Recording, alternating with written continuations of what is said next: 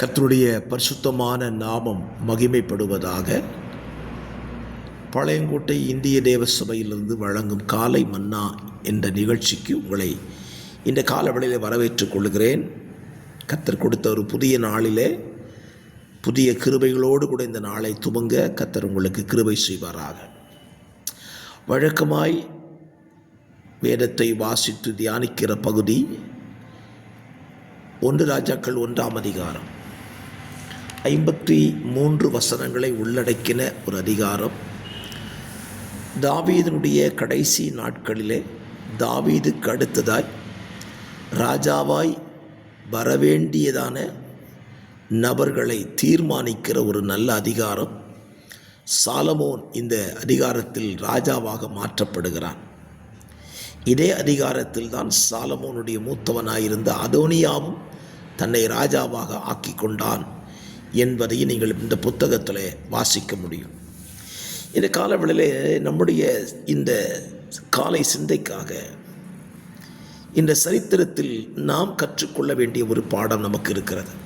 என்ன பாடம்? 1ஆம் அதிகாரம் 5ஆம் வசனம். ஆகீத்துக்கு பிறந்த அதோனியா என்பவன் நான் ராஜாவாவேன் என்று சொல்லி தன்னைத்தான் உயர்த்தி தனக்கு ரதங்களையும் குதிரை வீரரையும் தனக்கு முன் ஓடும் 50 காலாட்களையும் சம்பாதித்தான்.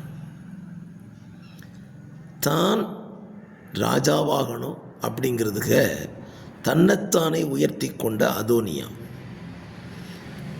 தாவீதினுடைய இன்னொரு மகனாயிருந்த அப்சலோம் இதே காரியத்தை செய்தான். தான் ராஜாவாக வேண்டும் என்று சொல்லி தனக்கு ஒரு கூட்டத்தை, தனக்கு குதிரை வீரர்களை சம்பாதித்தான். நிலைமை மரணத்தை சந்தித்து விட்டான்.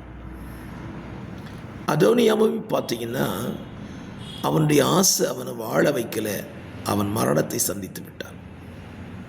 அப்படியானால் நாம் ஒரு காரியத்தை கற்றுக்கொள்ளலாம்.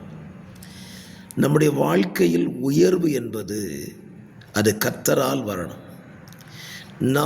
நாமே நம்முடைய உயர்வுக்கு வழிகளை தேடக்கூடாது. தேடினால் அது ஆபத்தில் முடியும். ஆனால் தேவன் நம்மை உயர்த்துவார் என்ற நம்பிக்கையோடு காத்திருப்போமானால் அந்த உயர்வில் எந்த தீங்கும் வராது. சாலமோன் அவசரப்பட்டு ராஜாவாக துடிக்கல, அவனை தேடி ராஜ பதவி வந்தது. அதோனியா ஆசைப்பட்டான், பதவி பறி போயிற்று. இந்த காலவெளியில் உங்களை உயர்வுக்கு கொண்டு போகணும் தேவன் நினச்சிட்டார்னா கொண்டு போவார். அதுவரைக்கும் காத்திருங்கள். உயர்வை தேடி ஓடிவிடாதிருங்கள். உயர்வு நமக்கு ஆபத்தாய் முடிந்துவிடும். ஆகவே கர்த்தர் நம்மை உயர்த்துகிற வரைக்கும் அவருடைய பலத்த கரத்தில் அடங்கியிருப்போம். நம்முடைய உயர்வை ஒருவரும் தடுக்க முடியாது. இந்த வார்த்தைகள் இன்றைக்கு உங்களை பலப்படுத்தட்டும் என்று சொல்லி வாழ்த்துகிறேன்.